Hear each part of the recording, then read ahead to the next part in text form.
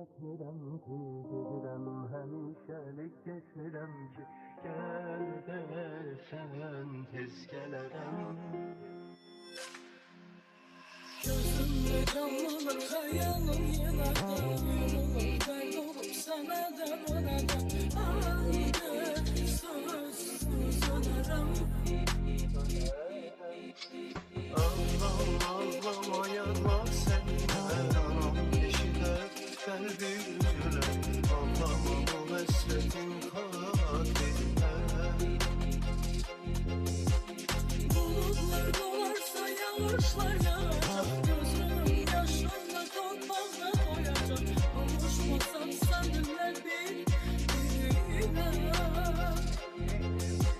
Ben seni isterim, her zaman gözləyirəm, həsrətən özməyirəm sevgilim. Ben seni isterim, her zaman gözləyirəm, həsrətən özməyirəm sevgilim. Bir kimsə yerini eyləmirəməz, yoktur bir həmdəmin ola da bilməzsən. Sen tek benim üçün. Belə bir halım var əzəldən yar, aşıq rüzgarım eşqiyle yaşar.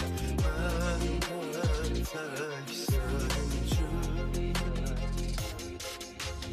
Her gün bağlamak istəyir qəlbim, həm oca dağları aşardı qəlbim. Qayıtsın tezliklə mənim yanıma. Həsrətin ölməsin mən də bilirəm. Ağlama ağlama mən tez gəlirəm.